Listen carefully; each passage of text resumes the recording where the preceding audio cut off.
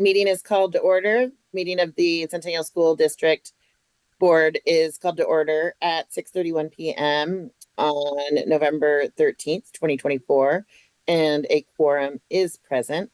Thank you, everyone. We're for letting me join remotely. We're also missing our vice chair. Pam is out. Let's see, is there anything else going on? Welcome. Apologies. Thank you for your grace. Next up is the agenda. Is there any changes or amendments needed to the agenda?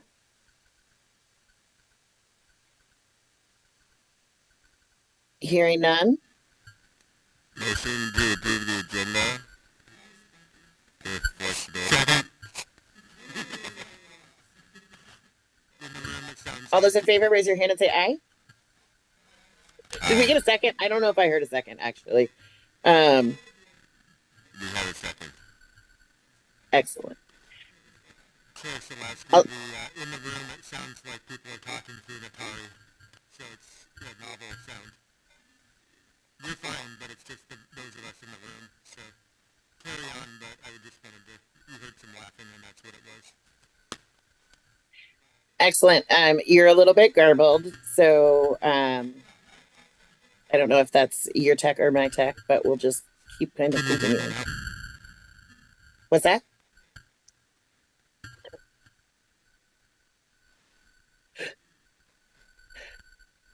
Yes, it's the tech. Okay. All those in favor of moving forward with the agenda, raise your hand and say aye. Aye. Aye. The ayes have it. Let's see. Guess approval of minutes. The minutes were distributed in board book. Are there any additions or updates, changes needed to the minutes? If there, minutes. Okay. Second.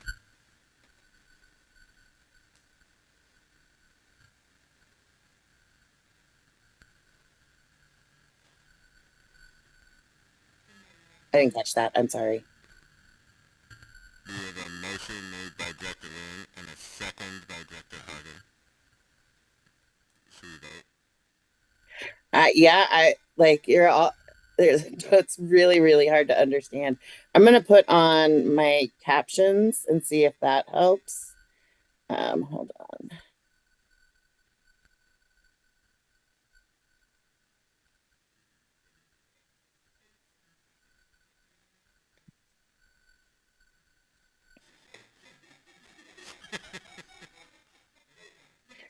Do I sound the same way to you?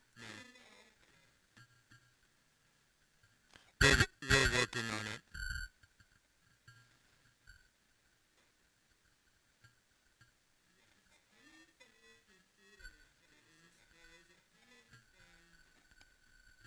Well, He's coming from the microphone through his station, through the speaker garbled.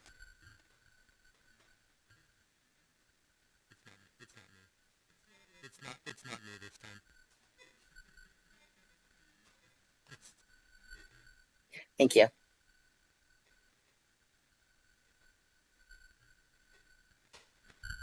Shall I continue or shall we wait? Let's take a brief pause while we try to get the tech issues figured out. Great. Recording stopped. This seems to be okay. Yeah. Test.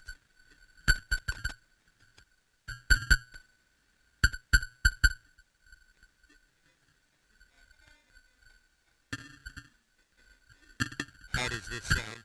Still sounds like an Atari.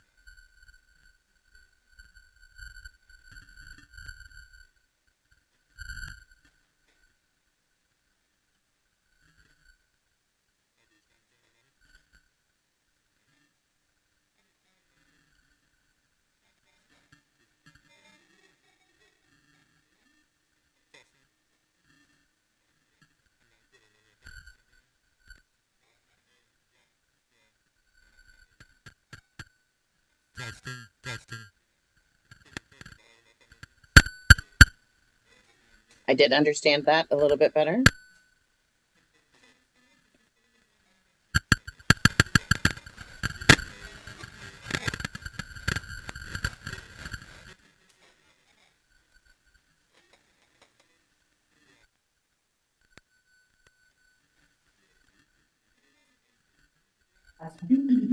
Let's see.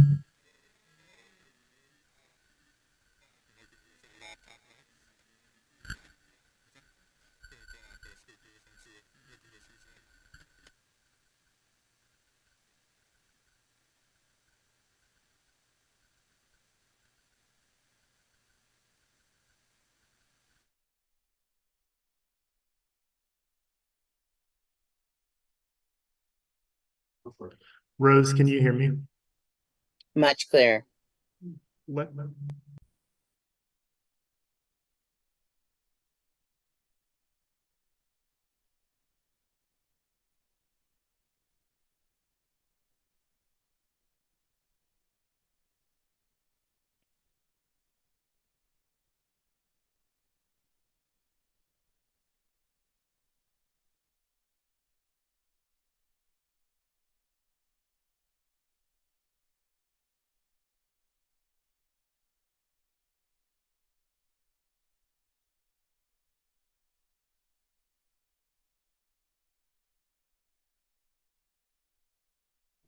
is the room audio off? Rose, can you hear me? I can Can- hear you, yes. Can you say something again? Yes, I can hear you loud and clear. Are people in here? Can you turn on your computers, log into the Zoom, turn your volume on your audio off so that we can't hear it coming out through your speakers? So turn your speaker off, but log in. Then you're sitting next to me. Oh, so we can't use these microphones? No, you're gonna have to use the audio through a device. But just don't say. Oh, yeah, yeah. It's Those of us who have computers, maybe we can. Okay.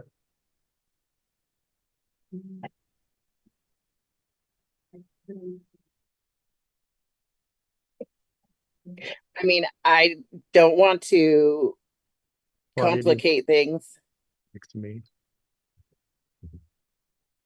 We're working it out here. I think it's gonna log people into computers. And then we'll have the audio fixed probably in about 2 minutes here. Okay.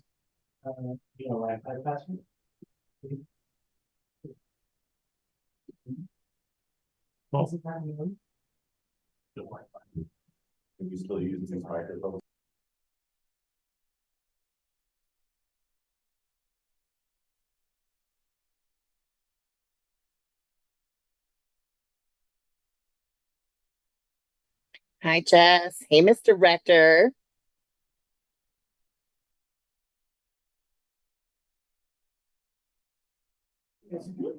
All right.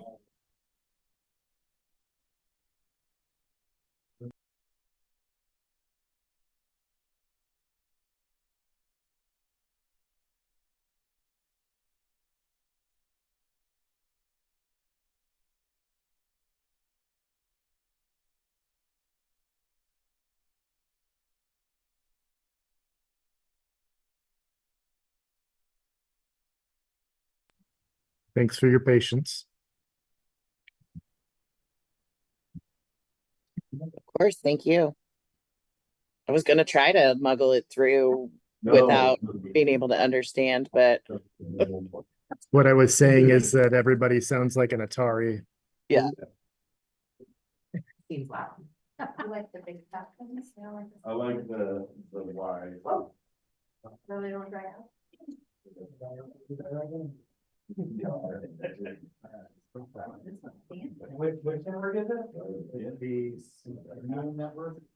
We're getting Will in. There goes. Ooh, good market pen. Nice. You'll probably, whoever's presenting, queue up your computer because you're going to need to do the same thing. Denise, you didn't want it. No, my husband funded it. I was the last. I just found it. Mel, are you good? Are you good? Yeah, and then. I can't. When I get there. You'll turn your speaker off, but then you'll use the audio on or off on the Zoom on the lower left when it's time to go.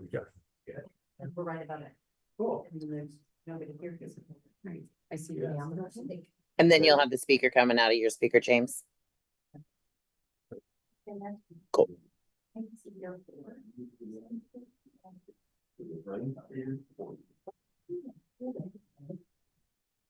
Poor little fellas. Yeah. Poor little fellas. Promoted. Oh. The best way to. Are you? I'm sorry. Yep, No, I I'm was great. to see under David. Sorry. There you are. Oh, that would be good.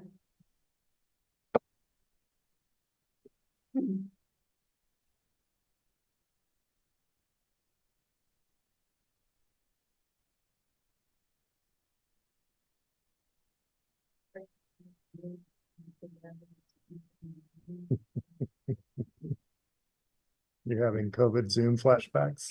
Is that what you're saying? No, it's gonna be next time.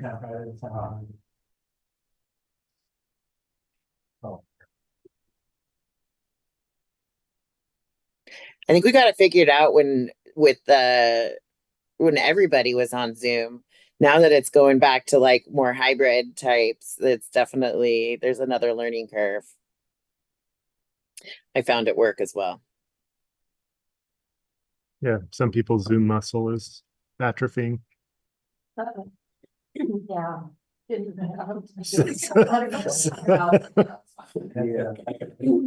Oh, that's more teams. It's just my email, so. You're a Teams guy. Thank you. What I like about Teams is I can push a button and I can see everybody all in one shot. And it all looks like we're in the park or something. It's super fun. Oh, right, and they can all be sitting in chairs and Mhm.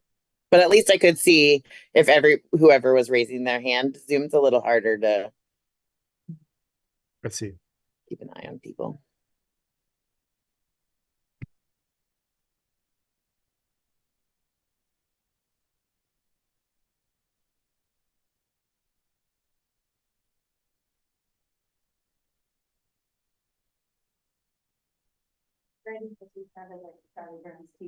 Charlie Brown's teachers. And the closed captioning is not accurate. That was someone signing That's it. kind of funny. Some ASL translator. We can please have quotes, something we did later. Showed up. in the lab. Director Mooring is being promoted. Yay. Victory. We ready to resume? We're ready. You ready, Chair? Yeah. Okay. Recording in progress. Well, thank you all for your patience and hanging in there. We are back. Our audio issues have been corrected, and hopefully there'll be no more interruptions. Looks like we've got through the agenda. We were up to the approval of minutes, and so let's see here. Are there any corrections or amendments needed?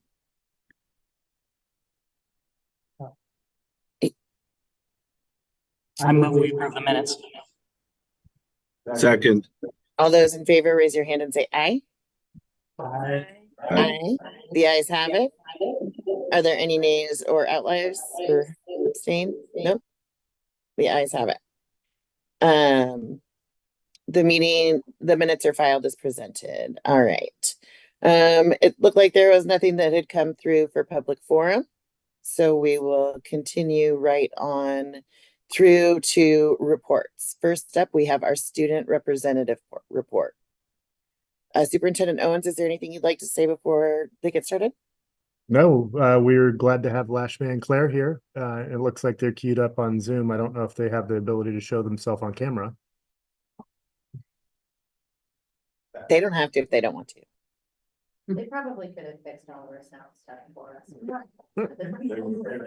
They were. We did not. Squeezing there. Looks like we're queuing up the presentation. Old people in court. They're like.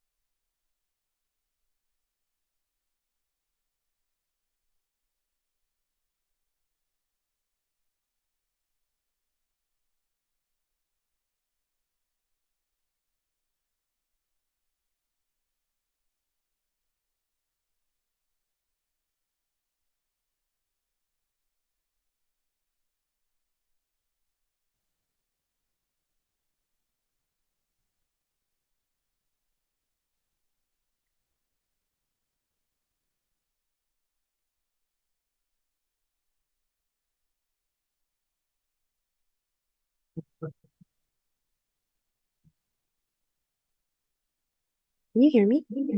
Okay. Yep. Okay, so this is our student report.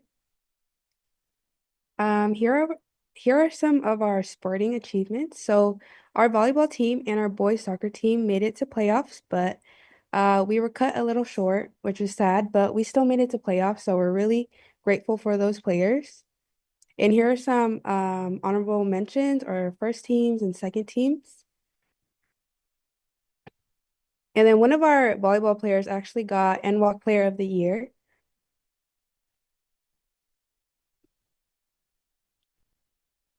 And then we also have a coach that Coach Wohlers got NWalk Coach of the Year.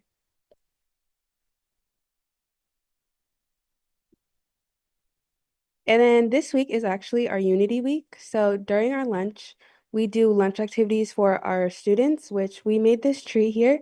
And on the leaves, each student is able to write something they're grateful for or thankful for in their life, and then they stick it onto the tree. And then we also have this Unity chain where students write their first and last name, and it'll basically turn into a long chain by the end of the week.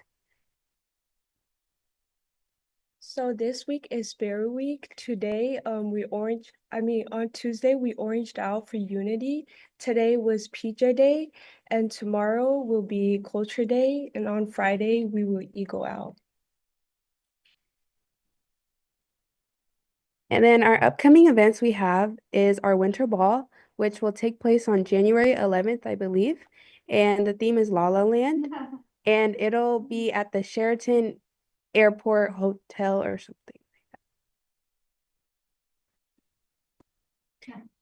And then our Camp Food Drive is also set to start next Monday. And then we also have a fundraiser getting ready to start on Monday as well. And the fundraiser is like a sugar-free soda, but we like wrap it in brown construction paper and put like feathers on it and just to make it look like a turkey. And then we also put a to, from, and a note where students can write to whoever and send it to whoever they like. And then here are our students of the week. Each of them make a difference in our Eagle Nation and represent the best of what it means to be an Eagle with their actions.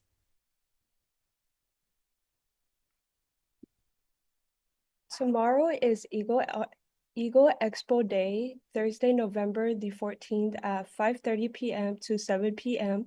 All seniors will be presenting their LinkedIn or portfolio. Come and see us if can. And then that is our report. Thank you so much. Thank you. Thank you. Looks like next up on the agenda is Director Callahan. Superintendent Owens, would you like to introduce Director Callahan, or welcome to just jump right in? Yeah, she's queuing up here, so I'll take the opportunity to let the board know that we have our student investment account annual reflection report. Student investment account is something that Director Callahan will describe. It's part of the Student Success Act that was passed in 2019. And the annual reflection report is a required report to the board as part of the grant requirements for the SIA. So I'll go ahead and turn it over to Director of Curriculum and Student Learning, Maureen Callahan.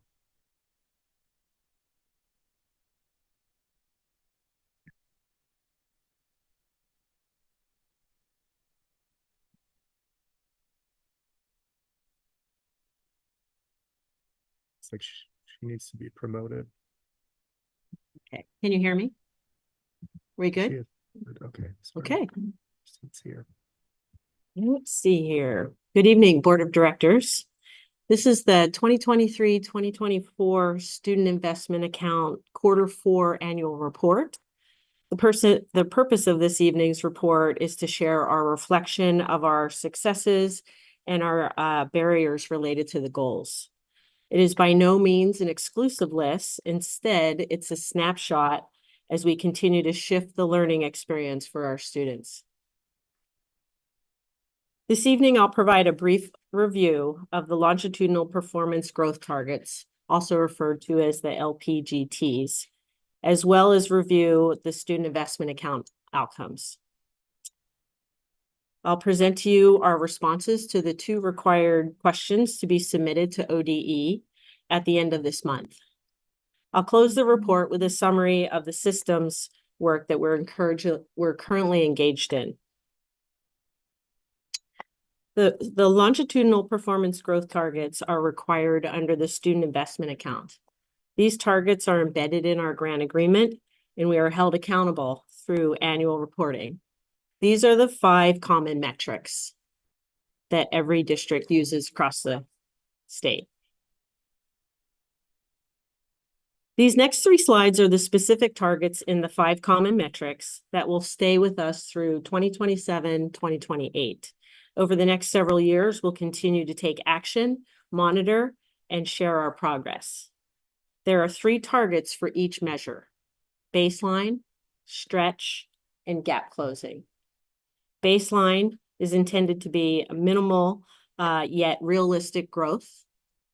Stretch measure is intended to be more ambitious, and the gap closing is intended to reduce the academic disparities for our focal student groups. This slide represents our 4-year and 5-year graduation rates.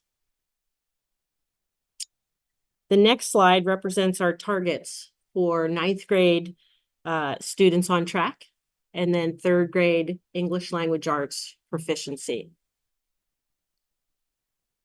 And the last slide represents our regular attenders targets.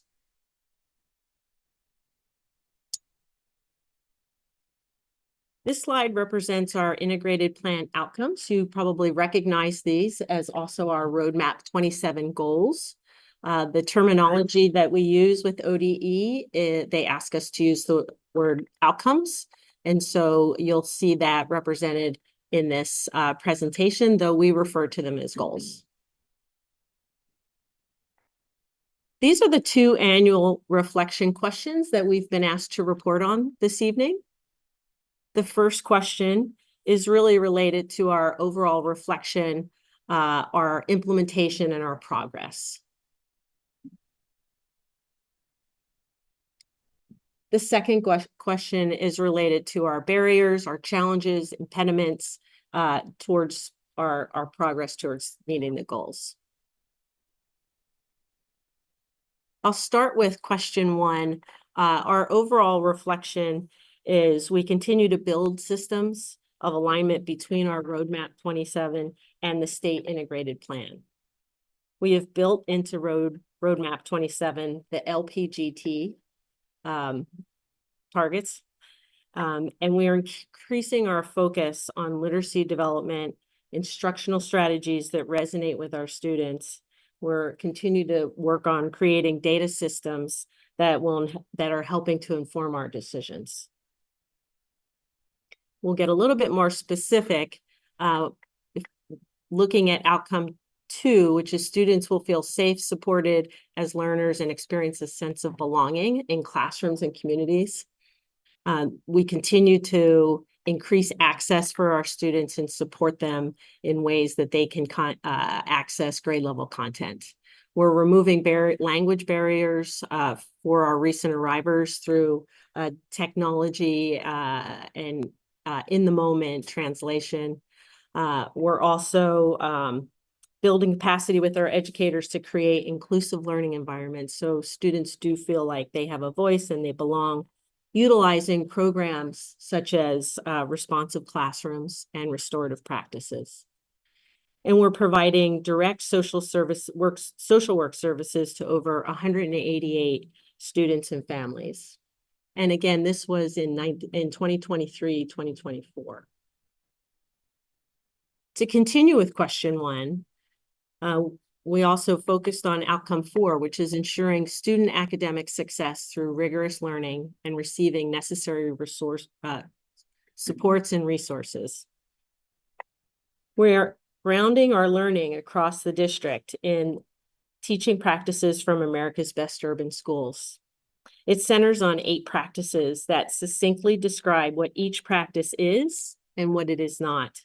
Example of those practices, a few of those examples are making students feel valued and capable, which is the first chapter, and goes on to focus on understanding and mastery. Amongst other chapters, we just finished talking about in our instructional leadership, ensuring culturally, socially, and personally responsive teaching. And then it goes on to with others as well. The last one is leading students to love learning, which is as we work through these practices. So moving to the second question, which are barriers, challenges, impediments to our progress. Our progress towards Roadmap 27 comes with its challenges, right? And so we continue to strive to build sustaining systems. We must consistently provide our students with access to standards-based grade level content. We must hone our lesson design toward every student and who they are and the strengths that they bring. And we need to intentionally provide opportunities to close the knowing-doing gap. And when I say that, I mean there's learning about content, and then there's knowing how to provide that experience so that students learn. To close, moving a district in a single direction to effectively focus on students and instruction while tending to the social emotional need takes intentionality, focus, understanding the change process, and the ability to embrace discourse. It requires us to work effectively with staff to implement necessary changes. We are tightly aligning our district goals with school improvement goals. We are keeping an acute eye on our focused student groups as a cornerstone in the process. With that, brings this report to a close, but I'm happy to take any questions. Thank you very much. Are there any questions in the room? Sorry.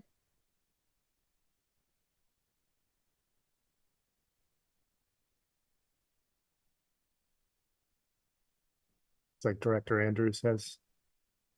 Go ahead. Can you hear me, Rose? Yep. Nope. Yes, I can. Continue. I can hear you.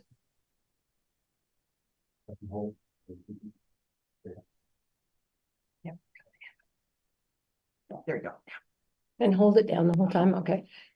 So the metrics, so we're reporting on 23, 24. Is there a place where you actually describe what the results were in those 5 areas? Because those are still targets in the grids that you showed us, right? Correct.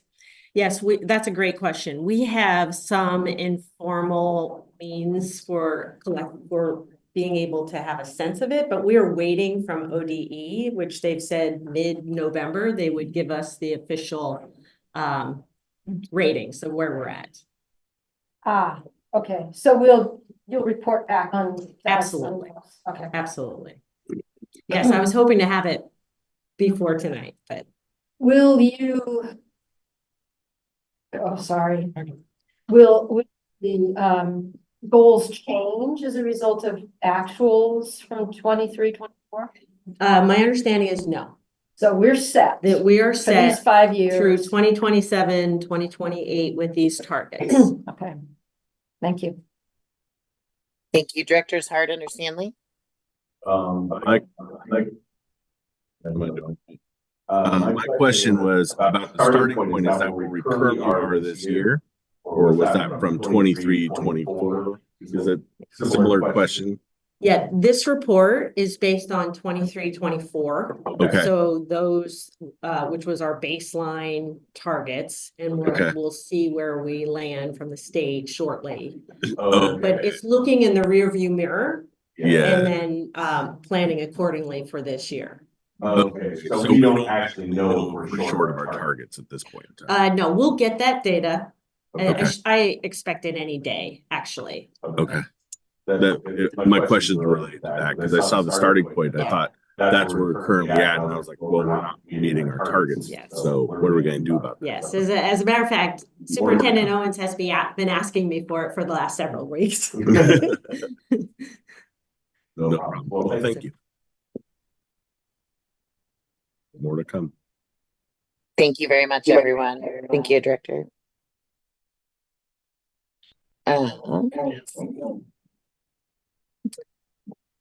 right, it looks like our next report is a behavior safety assessment, annual restraint and seclusion report. Director Wright. Finished 24 and 25. Yeah. Those are not even Yeah. state requirement.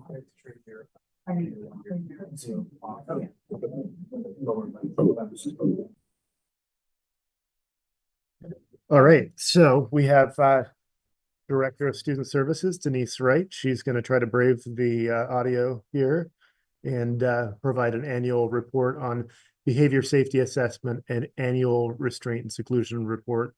That's another required annual report. And so I'll go ahead and turn it over to Director Wright to share tonight's presentation. All right, I'm doing a test real quick. All right, we're good to go. Good evening, everyone, and welcome to the Centennial School District Annual Report when it comes to restraint and seclusion, as well as behavior safety assessment. Many of you will be well aware of the things that we're going to go through since they're things that we've gone through for several years in a row. But after this report, you all will have a developed and or deeper awareness of district systems that we have, specifically when it comes to systems around behavior safety assessment teams, sexual incident response teams, and restraint seclusion. We'll also be reviewing multi-year data, and then you will also receive the required reports for restraint and seclusion from last school year. I want to start this off by putting it in the context of thinking about the work that we want to do is really focusing as much as possible around prevention. We know there will be situation and events that occur that we need to respond to. And then after that, we do need to support recovery and or responses, both with individuals, with teams, and at the building level. So I'm going to take a few minutes to put this in the context of our multi-tiered systems of support. We focus on so many things within the context of teams and thinking about what is it that all students need when we think about tier one, when it comes to social emotional learning, behavioral needs, achievement, academics, attendance, and engagement. When we're, not that we're ever done thinking about all of the students, but we also want to think about what some students need, which is tier two considerations. And so that's often considered groups of students. It might be a grade level. It might be a few students that are showing the same kind of needs across different parts of the day. And then we also have tier three, which are very individualized interventions. And so many of the things that I'm going to talk about today will connect to that individual level as well. Prevention is a huge part of the work that we do within schools on many, many different levels. Prevention is what that foundation is formed around in our buildings and our classrooms. When we think about climate and culture, we think about school and classroom expectations, that community, those connections are so huge for everyone. It is the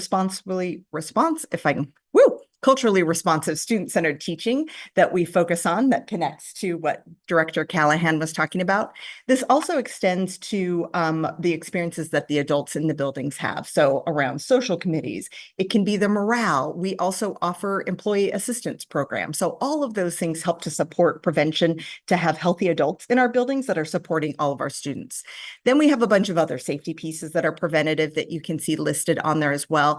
And then I do have some of the systems that can be considered preventative as well as responsive. When we think about suicide prevention and the protocols, when we think about nonviolent crisis prevention, as well as our behavior safety assessments. We may have to respond to a situation. When we respond, that helps us to learn more about what we could do in the future to help to prevent situations. And we have many, many staff, from our classroom teachers, our classified staff, our bus drivers, our secretaries, our admin, as well as counselors, social workers, and mental health providers that support this. All of this is also within an umbrella and connected to the work at the Oregon Department of Education. They have multiple different models that they're working from. So you can see one with all the circles is around safety is connecting all students. So they have very strategic efforts happening across the state around suicide prevention work. They also are doing work to support districts around climate and culture. They also support behavior safety assessments, as well as thinking about equity work and social emotional learning.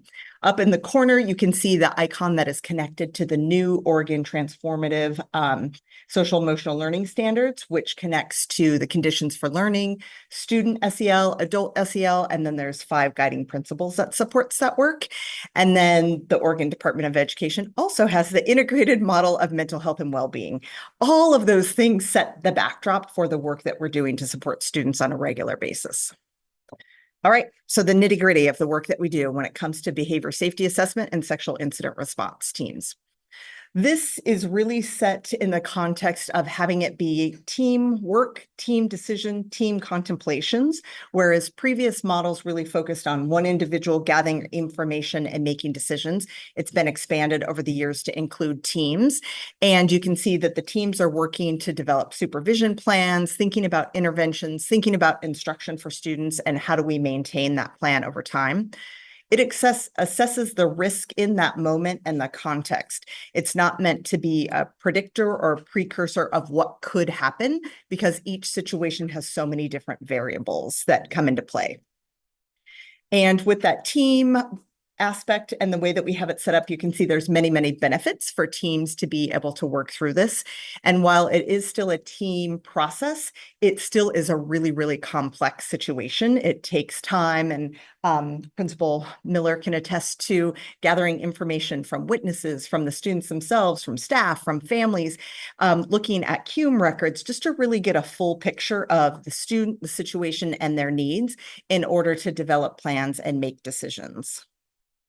We have 3 levels, which again corresponds really nicely to our multi-tiered systems of support. Level 0 is an inquiry. So often we'll hear a statement made, information shared. Teams need to come together really, really quickly. And what do we have as the minimal information?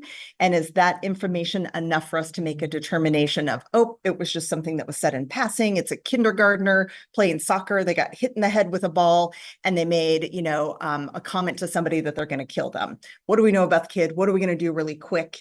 And do we need to progress further to a really full, extensive investigation, or is it something that can just be handled in that moment? If they need to go further, a level 1 team is brought together. Assignments are given with the investigation pieces around talking to the folks that are connected. And that group comes back together after they've gathered the information, reviewing information, and make determinations. There are situations when it's either a really, really complicated situation, there are weapons involved, there might be questionable access to weapons, there might be multiple mental health concerns that haven't been addressed. If those things are at play and the teams themselves are not able to address and or to support a student fully, we do have the option to refer to what we call our level 2 community-based team. And that is comprised of representatives from all of the school districts, law enforcement, juvenile justice, Department of Human Services, developmental disabilities. We have CARES Northwest when it is a sexual incident involved. And that group can really problem solve at a larger level. Do we need to move students along through referral processes? Do we need to look through family history to see some access that maybe schools couldn't have? And that team can help to develop a further plan that will support school districts with that. So with all that information, you can see this is 5 years worth of our behavior safety assessment data. And so we're looking at last year's, the group there left on the right. And so the blue is for the inquiries, and it makes sense that we would have more inquiries than anything else. That's at level 0. We have the reds are the level 1, and then you can see a little tiny blip there for level 2, and then the sexual incident responses are there. And I do have in your slides, you have the percentages and the numbers underneath if you want more specific information. We also have this to look at, and you can see where the threats are being investigated. So our elementary is where the big, huge crew is happening. Almost 80% of the behavior safety assessment processes took place in elementary, which the year before it was about in the 50s. So it definitely has increased. And then you can see middle and high school. And with all of this information, sometimes it might be alarming to see those numbers. And the guidance that we give schools and teams is when in doubt, start the process. We'd much rather have a team error on, oh, wow, that was, again, just a kid who was really mad in the moment that made a comment and it doesn't go any further than to ignore a threat that's been made and not act on something that needs to be acted on. And so often the numbers might be conflated around that, but we do want people to take every single threat that's made seriously. It's an opportunity to connect with the student, find out what they might need, and again, think about the context and are there other things in our environment that we need to shift? Yes. Can you go back to the previous slide? Would it be true to say on the pie chart, would it be true to say that perhaps the elementary hasn't necessarily decreased, but the middle and high school have decreased, and so the elementary is representing a larger proportion? Right. I don't know the data backing that, but I'm wondering about that as well. Maybe. When we look at 22-23, elementary had 53.5% of the assessments that were completed. Middle school had 36% and the high school had 10%. So, right, it could, yep, both ways. Thank you. Yeah. All right. And then we also have additional information based on race and ethnicity. And so you can see as well as gender. So you can see how that is being determined across the board. So we have fairly consistent information. And this is, I think we also have the comparisons. You can see our district race and ethnicity. So where we have a few outliers, and our gender between male and female is almost 50-50. And over the last few years, we have had 0 inquiries level 1 or level 2 for any of our students who identify as non-binary. Any questions about behavior safety assessment or sexual incident responses? Thank you, Director Wright. Can you go back to that last slide you were talking about? I can't hear you, Rose. Oh. I can. Okay, there we go. James is gonna. Okay, can you hear me now? Am I echoing for y'all? Can you go back to that last slide, please? You had said that it looked like it was similar for male and female, but it didn't necessarily look that way. You said it was like 50-50, but I'm showing what I'm seeing is quite a higher percentage of males. Am I reading this wrong? Can you help me understand? Thank you. I misspoke. I was, Okay. Our district percentages are 50-50, and you are correct. Our males have much higher response rates on that. Yes. Thank you for clarifying that. Any other questions folks have? I can't see you, so you might as well just start talking. Director Mooring. Let me figure out my technology here. You can hear me okay? Yeah. I had a question going back to the breakdown of various levels of the responses and inquiries. Was there any data as to why we might be seeing some of these bars spiking in the most recent year? Like 20, we could maybe draw a conclusion 2021 was a little slow because we weren't in person for most of the time, but then we do start to, there is obviously an uptick in things, and regardless of what level it's at. Was there something happening that we're seeing with certain student populations that should be on our radar? I think those are great questions. I'm trying to, okay. I feel like I'm off of, there we go. Great. Okay, thanks. I think those are great questions, and I'm happy to look further. One thing that I think about the increases, we continue each year to emphasize, when in doubt, investigate. And so that message continues to go along. And so thinking about the number of elementary inquiries that we've had and elementary assessments, that could also be where we're like, yep, even if they are in elementary school, we need to investigate that.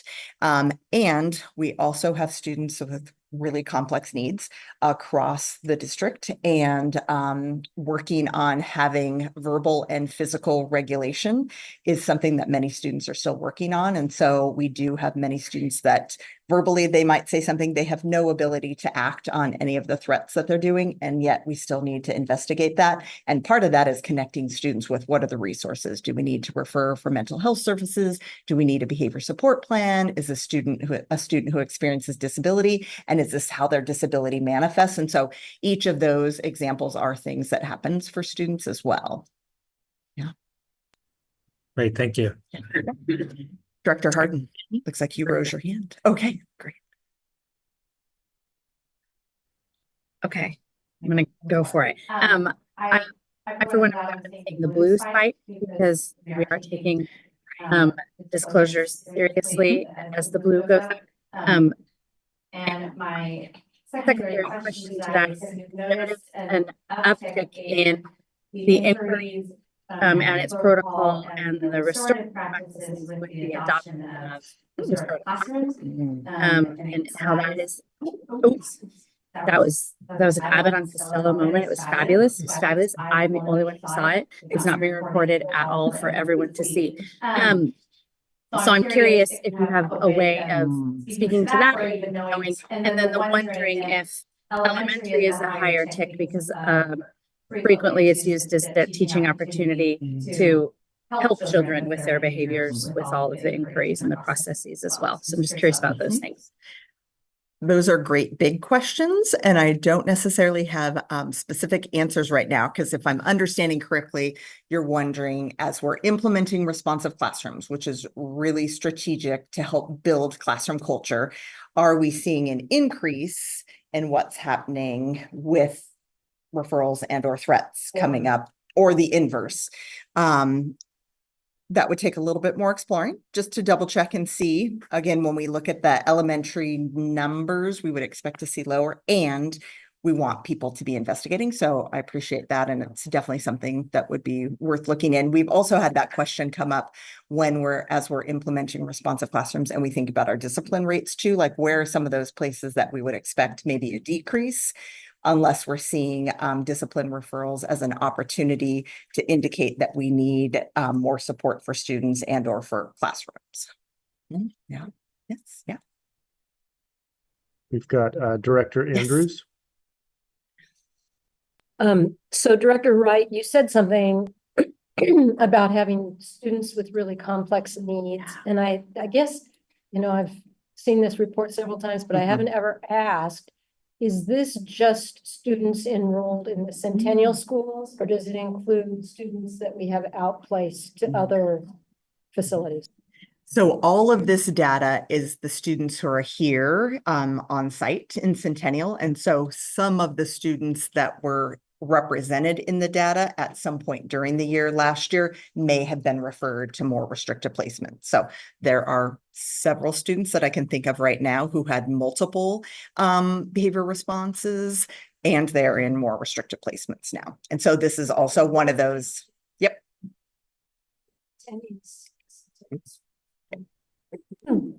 When they were counted with these incidents. Got it. Yep. You bet. Great question. All right. Are we ready to move to restraint and seclusion? Sorry. My question was similar to Claudia's. Are these instances only happening on our campuses, or is it something that may have happened in the community and it's kind of bleeding into our schools? Are those accounted for, and is it the same protocol that's followed? Yes, depending on what the situation is. So situations that can occur if we've had students on campus and or near campus and there was a suspected weapon with them. So we've had scenarios like that information came into our buildings, and then because they were one of our students, they were near our campus, schools went ahead and did follow through with behavior safety assessment. We've had other situations where something's happened in the community and they're one of our students, and so we also ask teams to go through that process because we can gather situational information, and it does help to plan what do we need to be aware of in our buildings and with that student when it comes to support and their ongoing supervision plans. Great. Yeah. Thank you. You bet. All right. Okay. So the next part is about restraint seclusion, our annual report. And up at the, so I've updated this slide a little bit from what you all have in board book, and on the slide that you have, there's a blue link to get you into the report. It's linked right here, but I figured I could just hit some of the highlights with the bullets instead of scrolling through the paper. So as of last year, we had approximately 150 staff trained across the district. That includes classified staff, certified staff, and administrators.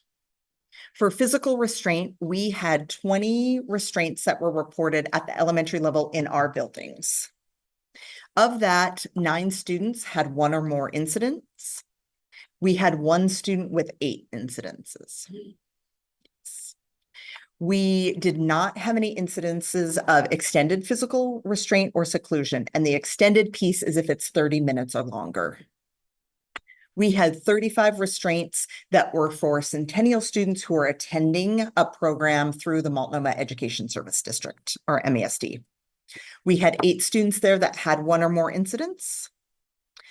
30% of the incidents that occurred were with students who identify as white, 55 were students who identified as Black, and 15 occurred with students who are multiracial. So definitely that 55% is very, very disproportionate, given we have usually about 8% of our students identify as Black. About 80% of the restraints for students who were male and 20% were for females, and about 90% of the students experienced disability. Yes, Superintendent Owens. Director Wright, when you're counting the percentages below, that is the combination of the 20 plus the 35 gives you the demographic information below. Thank you. Yep, you bet. And then for seclusion, we had 0 in district that meet the Oregon administrative rules thresholds for seclusions. We did have 3 schools that submitted paperwork indicating that there was a seclusion because they had a student in an office and the student wasn't able to leave. And when we consulted with ODE, they do not count that as a seclusion because the student wasn't alone during that time. And so just wanting to highlight that because we really want staff to be cognizant that if you're keeping a student from leaving somewhere, technically that counts as a seclusion. And when we look even more technically at the language, it doesn't because somebody was there monitoring them, but just wanted to highlight that for you all. And there were 5 seclusions at the MESD level. We did have 8 injuries that occurred last year, either with staff or with students during a restraint. They were minor, either some scratches or some bruising, but we do need to elevate that and indicate that in the reports that it occurred. And there were 2 incidents that included non-trained staff. So this is something that we try to reiterate to our buildings, that really we don't want to ever put hands on students. If we need to, we want to use all of our preventative, all of our de-escalation techniques that we have. And there are times that we need to do it. And because there's very specific holds because of safety that are included, we really only want trained staff to do that. And there are emergencies that happen. And so sometimes our secretaries are having to support a student. We have one school that's really, really close to a road. And if it comes to having a trained person or a person who can make sure that a student doesn't get out of that building, there were situations where staff needed to act quickly in that sense. And even if a staff is untrained, they still go through the same reporting processes and debriefing. And that's an opportunity to figure out, like, oh, are there staff in certain positions that we do need to train? Are there things that we need to do that we make sure that individuals have more information so they're not getting into those situations? And then we have multiple steps that we're taking, as always, to continue to decrease our need for restraint and seclusion. One is the CPI group, the Crisis Prevention Institute, has included more trauma-informed practices within their training. And so all of the staff that are going through the training this year are getting additional pieces with that. And so again, that prevention, those de-escalation strategies are becoming more and more trauma-informed to support staff and students during those situations. We received a grant from the Oregon Department of Education that has helped us to provide more trainers in the district. So we approximately have 5 trainers now. We had 2 trainers for years and years and years. So that gives us more flexibility to be able to offer more trainings, to support with refreshers. And then when I'm noticing trends either in staff incident forms and or restraint and seclusion, then I ask the trainers to go out and meet with those buildings and problem solve with those teams so that they can help to be more proactive and not need restraint and seclusion for a situation. And then we're also continuing to do as much as we can around our MTSS model. So thinking about what else do we need to provide in that tier 1 for all, and what are some things that more students at that tier 2 and tier 3 level will respond to. And then we continue to collaborate with the MESD around the students who are in our most restrictive placements, also needing more restraint and seclusion. So with that, that is the end of Restraint and Seclusion Report 2023-24. Any additional questions? Thank you so much, Director Wright. Can you flip back to that last page really quick? I did have a question. Yes, injuries. Were all of those staff injuries? Were there any student injuries? It was listed combined student and staff, and it was not super clear, so I can double check that, because when I was looking today, it read initial reading, it sounds like staff, and it was grouped together. If there were any student injuries, we do have to do additional reporting to both Otis and the Department of Education, which we did not do. So that's why I'm also thinking it was only staff. Yeah. My second question is with the Multnomah ESD, the programs that we send our youth out to, do you have, what am I trying to ask? Do you have data on which placements? Like, are there some placements that are doing more holds than other placements? And then does that weigh in at all with like wanting to place future kids there or being really thoughtful about that? The majority of the restraints that are happening at the MASD occur at Wheatley, which is the most restrictive of the restrictive placements. And so it is for students that have complex cognitive, functional communication needs.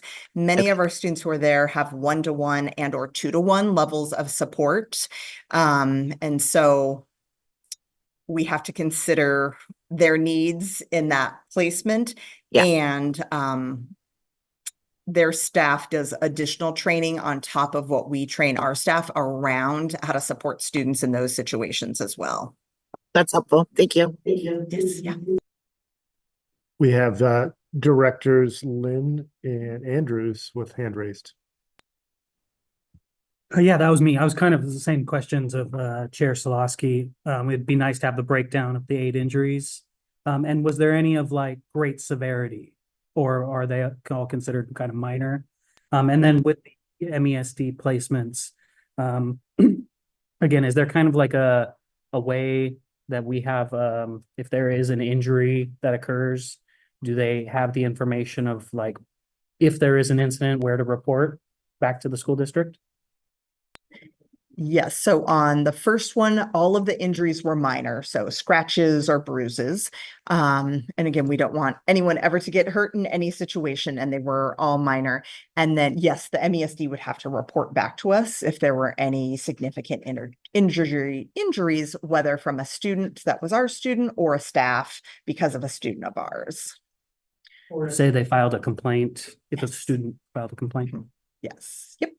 Yes, and we do, because of new legislation, we also, restraint and seclusion can be qualified as child abuse, and there are additional investigations that have to occur as well. And so we have that additional layer that's new this year too. Started last year.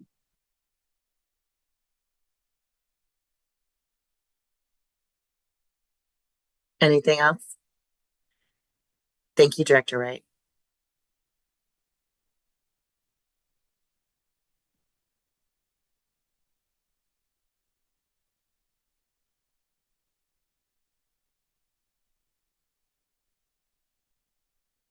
Is there more going on in the room? No?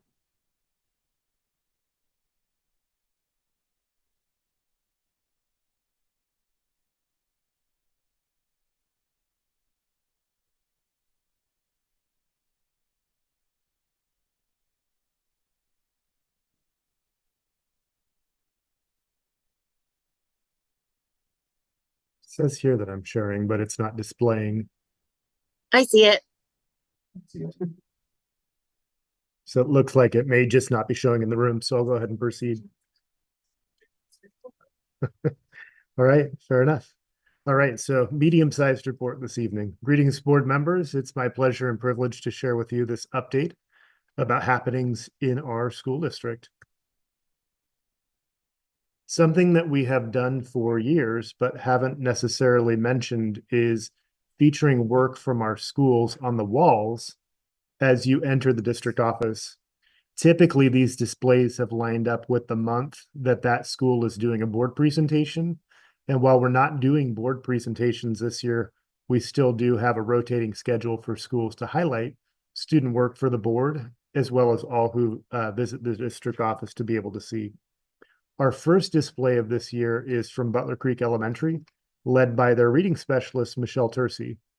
The school is participating in the Fish Eggs to Fry program, which is an educational program that brings salmon eggs into school to raise, observe, and release.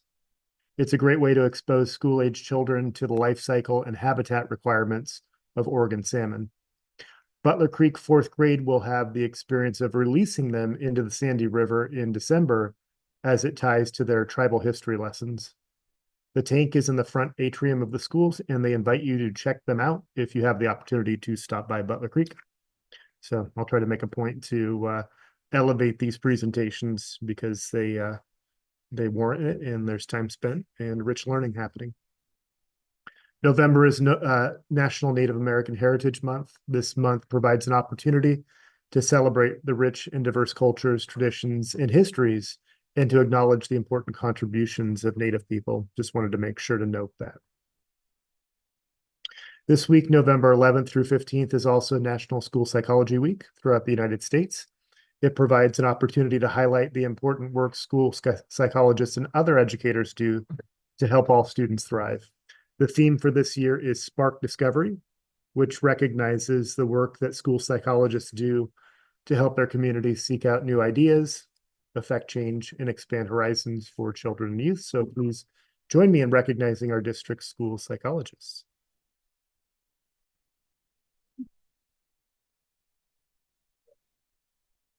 This past Thursday, November 7th, I had the opportunity to attend the annual Oregon School Board Association Fall Regional Dinner alongside Director Mooring. As mentioned in a previous report this year, the dinner accompanied the OSBA statewide conference. The dinner featured several representatives from OSBA speaking on a variety of topics, including the resolutions that you see tonight in board book, as well as providing insight into the OSBA legislative agenda as we enter the Oregon legislative session. I will allow Director Mooring the opportunity to share any takeaways from the dinner or the OSBA conference, which I believe he also attended, should he so choose. I don't want to put you on the spot. He's good. You don't see him in the picture because he's seated to my left there, so you can't see that. As mentioned in my weekly email, as part of the Portland Clean Energy Fund, or PCEF, as it's affectionately called, Centennial School District will receive approximately $4.6 million in funding over the next 5 years for capital improvements. And that will include replacement of equipment at the end of its useful life with new energy efficient equipment, reduction of energy consumption and greenhouse gases emission in our Portland schools, mechanical cooling improvements to combat the effects of a changing climate on our student learning environments, decarbonization of district vehicles, which will involve electric buses and fleet vehicles, and enhancing tree canopies on school grounds. This is a historic investment that will have a lasting impact on our students as well as the environment. These funds will jumpstart full mechanical system upgrades and energy efficiency projects at our 4 Portland schools. As you can imagine, additional funding is needed to fully replace mechanical systems, windows, and fossil fuel powered vehicles from across the district. Recently, the Portland Clean Energy Fund has determined that they will have additional funding for community grants. Through the support of Government Affairs Administrator Stacy Michelson, all East Portland schools are applying as a consortium for that additional funding. The award amount is anticipated to be as high as $50 million. Centennial's share would be about 10% of those awarded funds, which would be equal to approximately $5 million of additional funding. If awarded that full amount, combined with our initial allocation of funding, which I previously mentioned, we anticipate being able to fully replace heating, ventilation, and air conditioning HVAC equipment at Oliver Middle School, Patrick Lynch, Park Lane, and Powell Butte over the next several years, which would include high efficient equipment that would reduce energy consumption during heating season, the reduction of greenhouse gas emissions at our Portland schools, the provision of cooling during warmer months so we wouldn't have to consider canceling school on high heat days. And those awards are anticipated to be announced in early January, so stay tuned as there will be more to come on that particular topic. I know it's been a topic of interest, so I wanted to make sure to include it not only in my Friday email, but also in this forum as well. This past month, Director Southerton and I have had the opportunity to meet with both the maintenance and custodial departments, as well as the transportation department, respectively, for our twice yearly collaborative work session. And you can see pictures of both of those up there. The reason that you see some people in costumes is the day that was picked for that particular work session. This is an evolution from the listening sessions that we've held over the last few years to collaborative problem-solving sessions where employees from the district operations departments who know the work best work with us to help co-construct solutions to some of the problems of practice that they as a group have previously identified. For the maintenance and custodial departments, this was the first joint work session, which was helpful since the work of these departments' employees are so interconnected. Now that we've been at these work sessions for a while, it's been nice to see staff getting into the rhythm and coming with ideas to share about how to approach and improve their work. I look forward to the upcoming work sessions with our information technology and dining services departments, and I do not think that those will be a joint session. We'll have separate ones for IT and for dining services. On Thursday, December 5th, which will be before our next board meeting, Centennial will be conducting the Fall Data Summit, which will be the first of 3 data summits for the 24-25 school year. This process, part of Roadmap 27, is conducted to monitor the impact of our learning and adjust and improve instructional practices and systems. During the data summit, representative school leadership team members will engage in a structured, reflective process that involves the review and analysis of student data and professional practices aligned to school improvement plans, as well as Roadmap 27. Teams will identify strengths as well as areas of need and develop a responsive action plan with the intent to review the impact of that plan during the Winter Data Summit, which is currently scheduled for March. This includes engagement with their respective staff in a similar process at school sites in the coming weeks.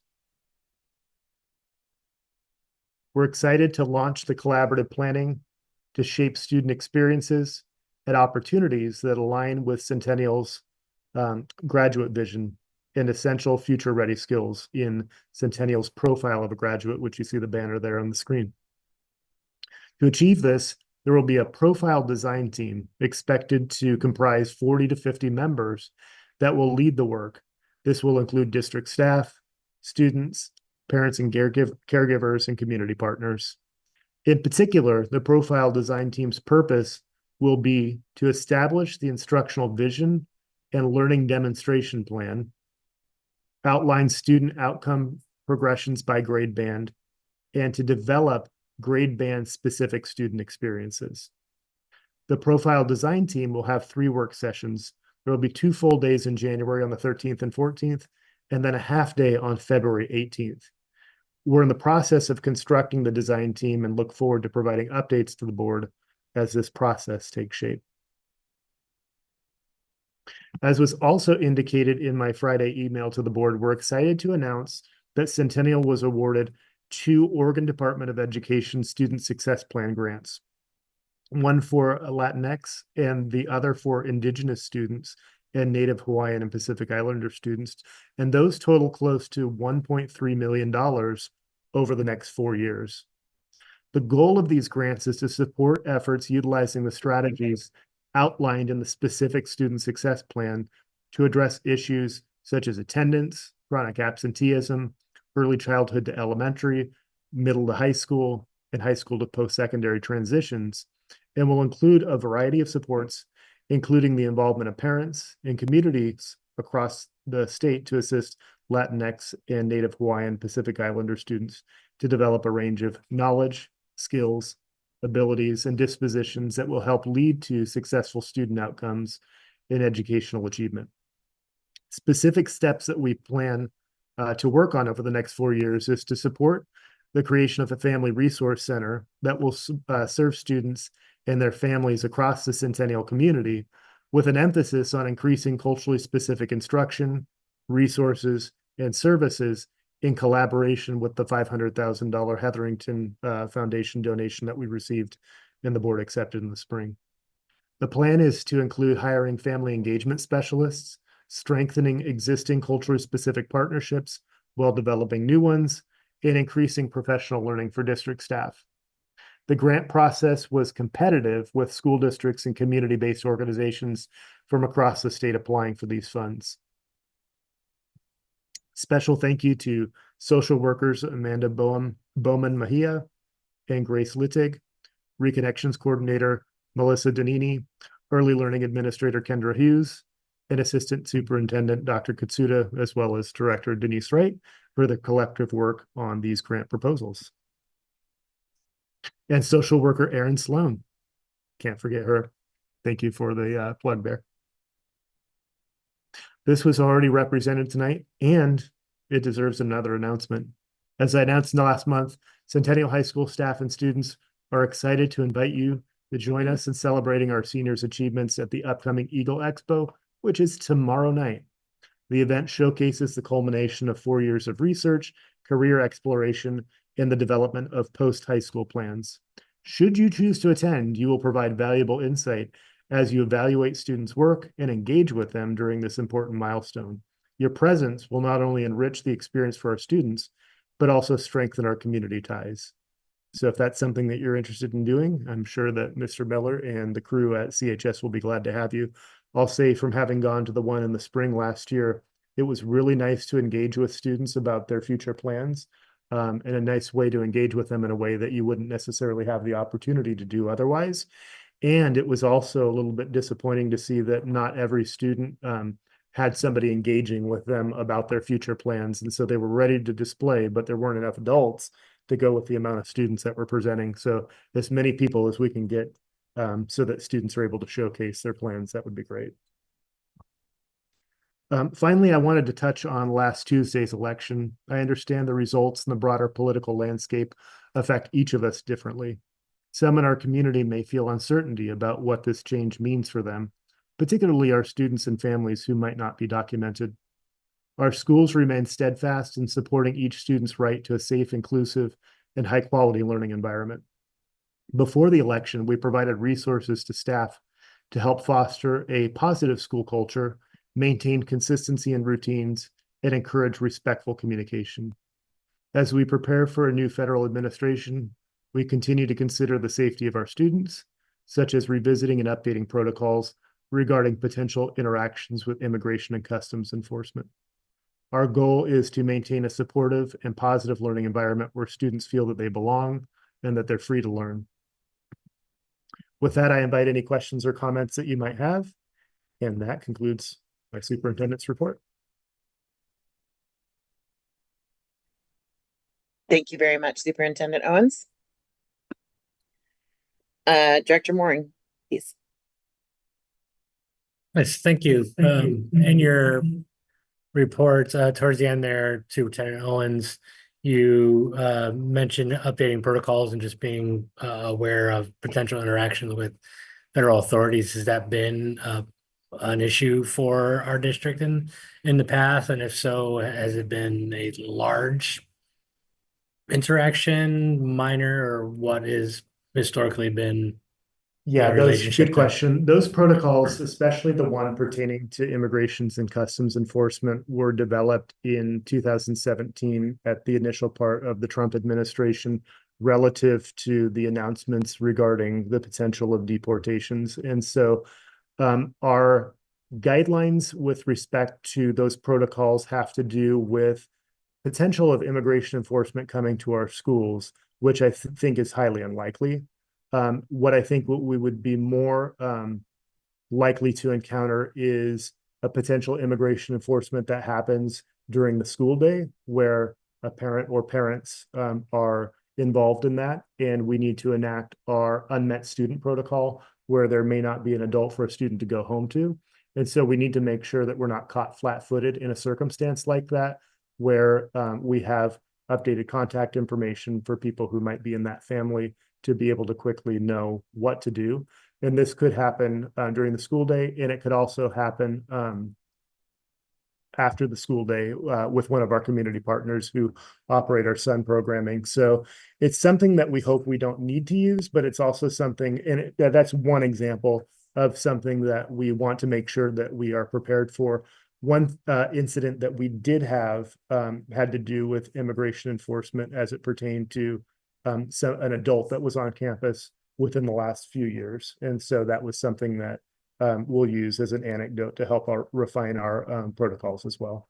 Hopefully that answers and addresses your question. Yes, thank you.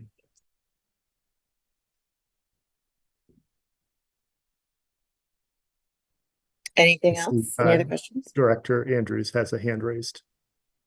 Absolutely excellent on getting some grant money. Do we need a grant writer to get more? How much is still sitting out there that we need to be focused on? Yeah, Director Southerton is standing up because he knows he's on deck with that question. It was something that we were planning to share with the upcoming engagement with the board and the broader budget committee, and it's something that we're prepared, I think, Director Southerton, not to put you completely on the spot, to be able to speak to.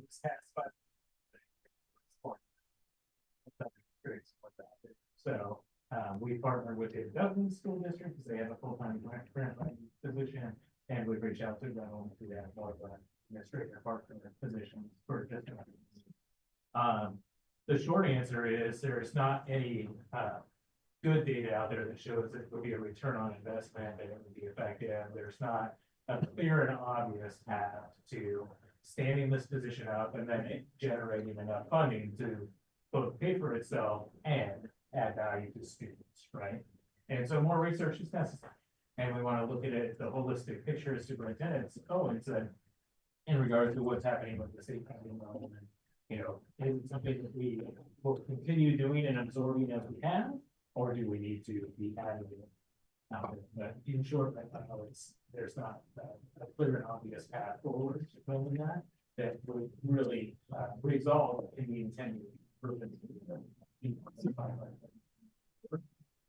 During that process last year, you'll recall that the board and budget committee set aside a quarter time position, right? So 0.25 FTE for this and directed us to explore what would that look like? How could it return value? What's out there? So we're still finalizing that process, but it's but it takes more work and really we want to do it well.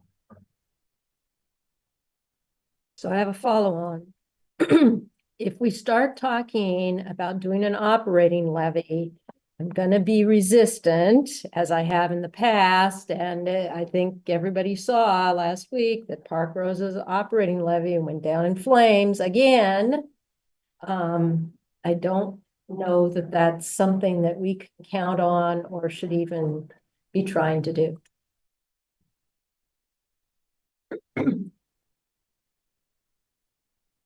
I don't know if there's a question. No.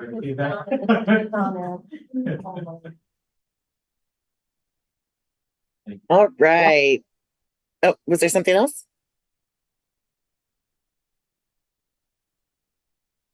Excellent. Wonderful reports today. Thank you, everyone. Let's go ahead and get through confirmation items en masse, and then we can go ahead and take a break. So if I could get a motion to approve all of the confirmation items. Move to approve the confirmation items as presented. Second. All those in favor, raise your hand and say aye. Aye. Aye. Was there anyone left to oppose? Nope. Great. The ayes have it. Let's see, 7:52. Let's go ahead and take a 10-minute break. And then we'll jump right back into it at 8:03. Thank you, everyone.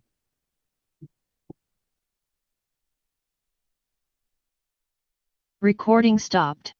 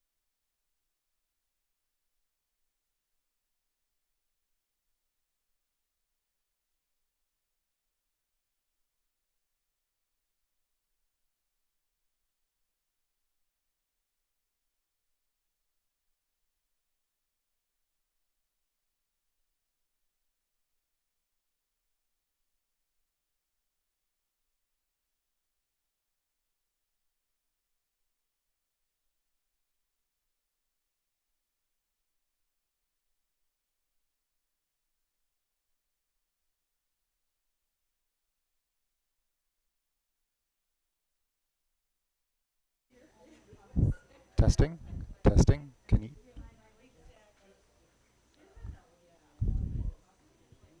Missy, can you hear this? Is this coming through the?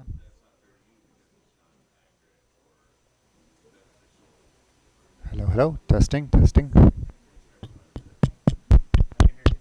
Okay, that's coming through fine, right? I guess. Which one is this? This is this one. We can go here. Is that coming through robotic? Heck. It's gone. Whatever it was is gone. Okay.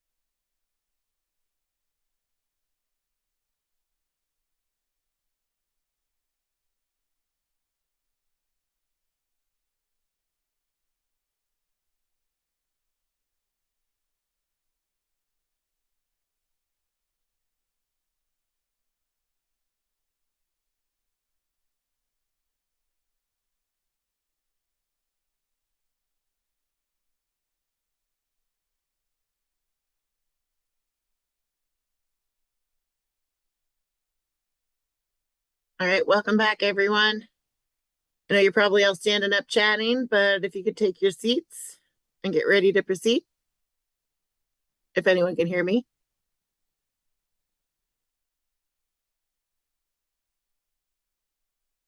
Chair Salaski, we're going to try the mic system and see if it works again. Perfect.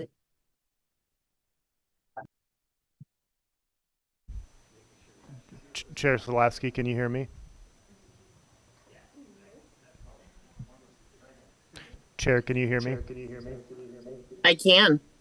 Let's try one more time. You can still? I sure can. All right. Can you hear me? Yep. Excellent. All right. Looks like we're back on with our mics and these work, and so we do not need to do the Zoom toggling. Oh, I don't just digest anymore? You can if you'd like, but it's not required. Cool, I like options. Thank you, John. If folks are moving around, I still would need help with hands, though. Thank you. Yeah, Please and thank you. we will help with that.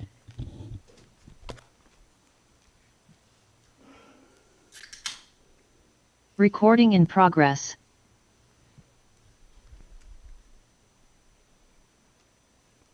All right. Well, welcome back, everyone. We will finish up with our agenda. First up in board action items under old business, we have, we're going to be considering the award of the Centennial Transition Center renovation project. I'll just go ahead and pass it right over to Director Southerton. Thank you.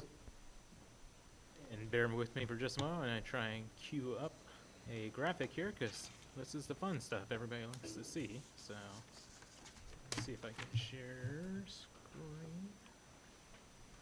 All right, perfect. And great. Oh, it's toggling over. I didn't want it to toggle over to the board notes.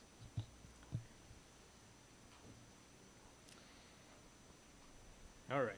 I will share the board note, and then I will share the pictures. So, as you will recall, the board previously authorized the administration to purchase a building within the boundaries of the school district to serve as a permanent home for the Centennial Transition Center program, which has operated out of rental properties and various other temporary spaces for many years.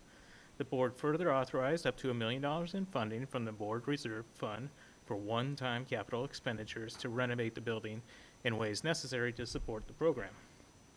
The project design and engineering has been completed, and the project was competitively bid out in late October. The low bid of $840,000 was received by Kirby Nagelhout Construction Company, which has successfully completed a variety of school and other public work projects in the region. The administration believes Kirby Nagelhout Construction Company is qualified to complete the project and should be awarded the contract. Therefore, it is recommended that the Board of Directors approves awarding the construction renovation contract for the Centennial Transition Center to Kirby Nagelhout Construction Company in the amount of $840,000, and authorize the superintendent, director of business, and designees to sign all contracts and agreements necessary to complete the renovations. And I will quickly try to show what we intend to do there, because it's all the fun stuff for student learning spaces that people enjoy seeing. All right. So this is a 4,800 square foot building in the district that has been empty for 4 years. So not only are we providing a permanent home for this important program, but we're also rejuvenating and reinvigorating a portion of our district and bringing it back to life. So there'll be community group spaces, there'll be an ADA lift, there'll be ADA bathrooms, they do other living activities, so there'll be laundry, there'll be cooking, there'll be other programs for our students that experience one or more disabilities that are 18 to 21 years old that have graduated with a modified diploma out of the Centennial School District system. And I welcome anything that Director Wright has to add that I may have missed. And they also graduated with certificate of attendance, and all of these skills that they're working on will enhance their lives as young adults after being in Centennial. We're very excited to have them coming in. I welcome any questions you may have about the project. Director Andrews. Are we on schedule for what we had talked about in terms of being able to open this facility? Absolutely, yes. If the board chooses to approve the award this evening, the contractor is preparing to mobilize and start work before the end of the calendar year, and then finish up work around spring break, which will give ample time for us to prepare the building in anticipation of a summer move from the current location, and then beginning the new school year in September of 25. So we're right on track, and we are on budget at this point in time. Okay. Knock on wood, we hope to remain that way.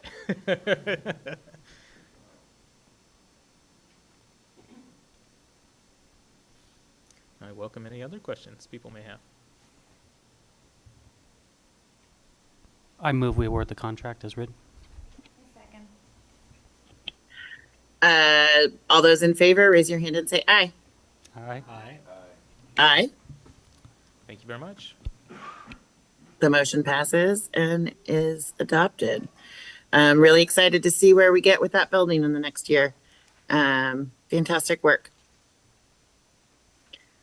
All right, next up, we've got some new business stuff. So I'm not sure if all of you had the opportunity to look at the OSBA elections material. We have a couple of things we need to vote on today. So first off, before we go through, did everyone get a chance to look at that? Do we have any questions before we consider the motions?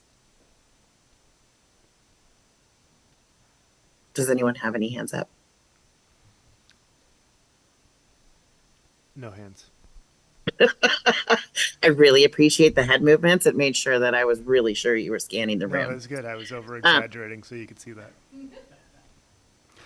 I'd make a motion to approve the 2 elections of the 2 officers to OSBA Board of Directors. I know I've gotten a chance to meet Katrina and Jose both, and I think they'd both be a wonderful addition to OSBA.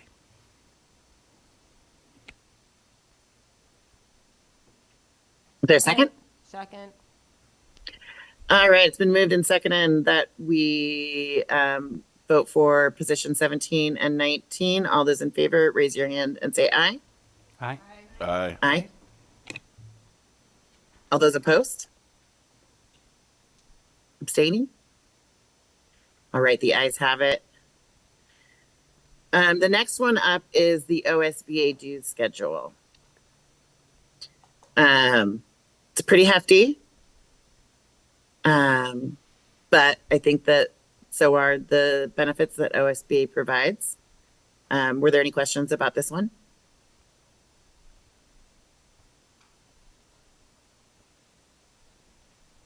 I did have a question, Chair Solowski. What happens if we don't approve the due schedule? Superintendent Owens, do you have an answer to that? I don't necessarily have an answer to that. I don't think that that then has us not participating in OSBA, if that might be the question. I think that if a majority of districts did not approve this, then OSBA would be forced to go back to reconsider their proposal because it didn't pass through the majority of the school districts that are involved. I also had the opportunity at the dinner that I referenced in my report to meet the current president of OSBA, and he said that if this was, if there were any questions, he would be happy to zoom into a future board meeting to explain some of the ramifications and benefits of and rationale of the dues increase. So that's another opportunity for the board to consider if it's something that you feel like you need more information on. But the short answer to your question is I think that it just goes into the pot with the other school districts that are also voting on this as well. Director Grindle, Executive Assistant Grindle, would you speak to this as well? Yes, Superintendent Owens is spot on. So all of the districts that are part of OSBA vote for these resolutions. And then if the majority votes, then it's based on the majority of all districts. Great. Great question. Thank you.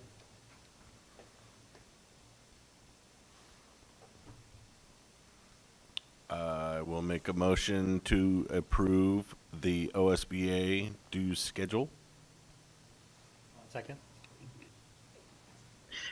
It's been moved and seconded that we amend the OSBA dues schedule. All those in favor, raise your hand and say aye.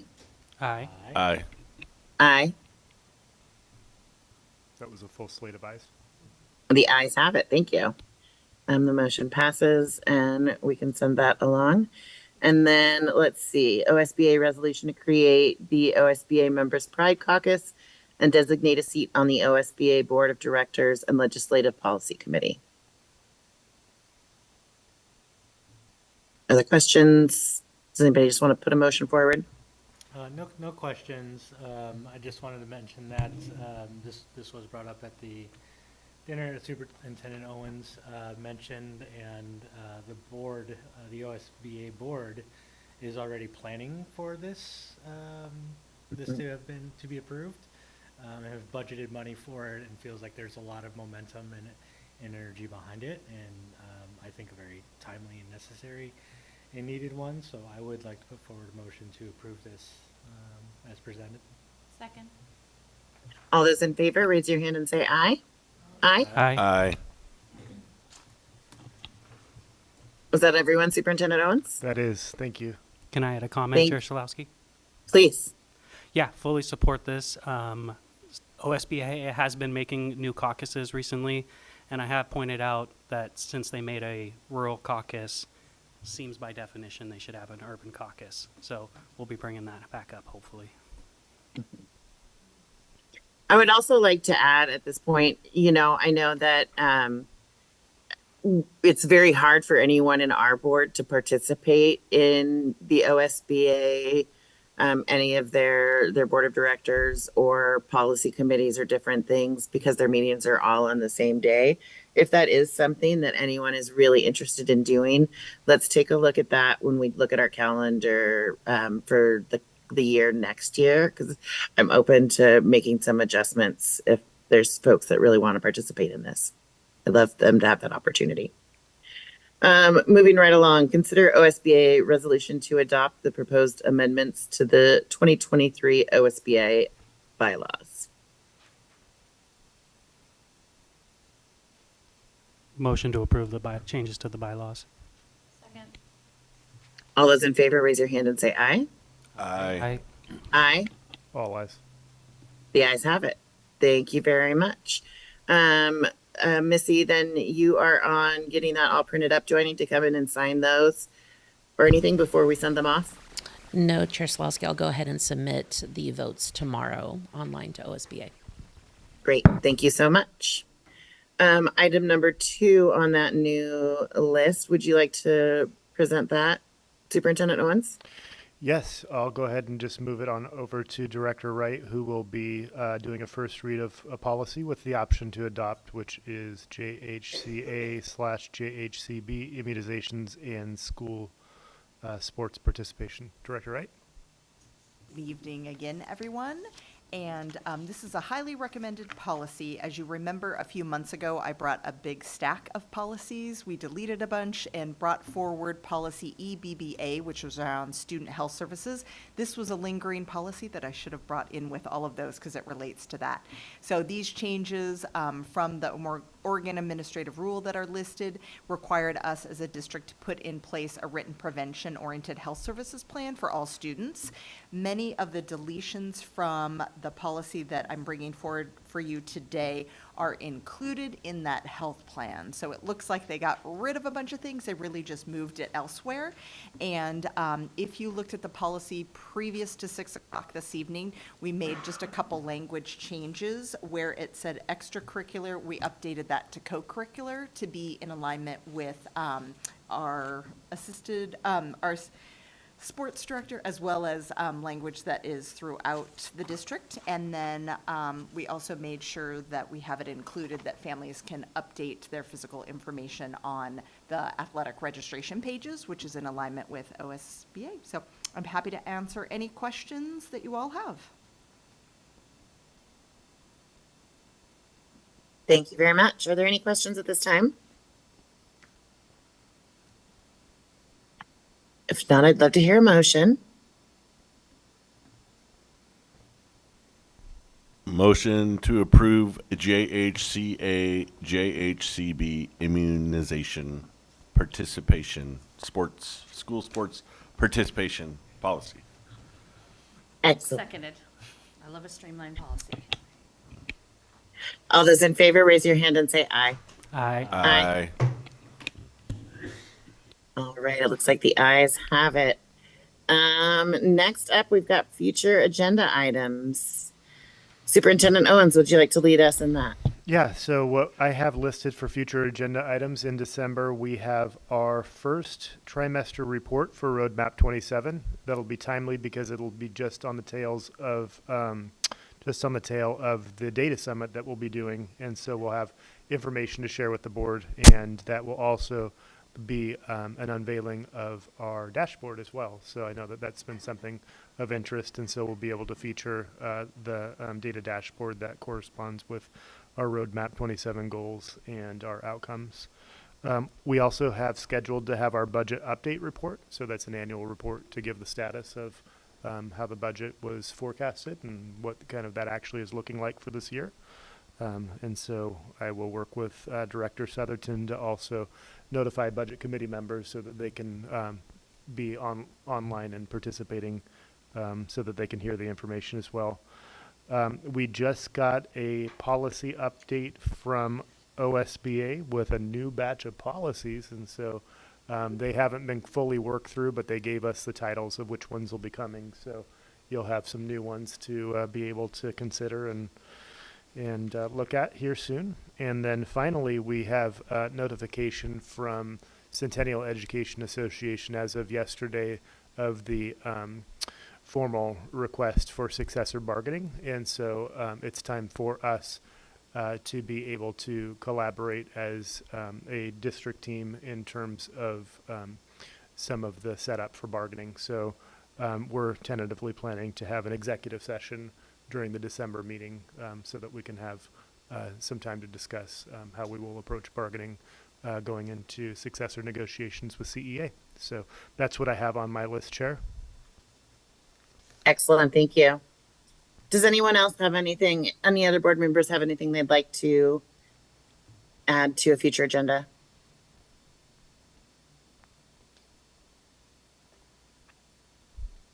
How about anything for the good of the order? Anybody have any events or things coming up that they'd like to put on blast? Director Stanley, it looks like, and Director Lynn. First, I would definitely encourage the other board members to go to the expo tomorrow. It's really fun. I went to the last one. It is so engaging. And like they said, there's so many students there, but you can only have time to do a few students. And so you have to skip over some, and it feels bad. And but it's always great. You give them good scores, and yeah, it's a fun experience. If you're not going to that, the Centennial Neighborhood Emergency Team is having their annual social tomorrow. St. Timothy's Church, 146th and Division, Powell. Yeah. Thank you. Director Stanley. Yes, I know, shockingly, I am in a show. It is Christmas Story, the musical. Yes, it is based on the Ralphie story with the leg lamp and the Red Ryder BB gun. And there's lots of singing and dancing, and I dress up like a leg lamp.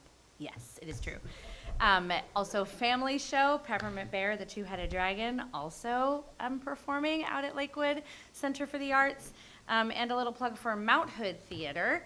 They're getting ready to do their stage reading of The Memo. So just some local people and local places to go see some current theater. So thank you. Great. Thank you. I know I'm really looking forward to coming to the Eagle Expo to figure out what my senior wants to do for their future. I'm really excited to see what they have prepared. Anywho, all right. Thank you. If there's nothing else, we'll go ahead and adjourn 8:22 p.m. Thank you, everyone, for your time. Thank you. Recording stopped.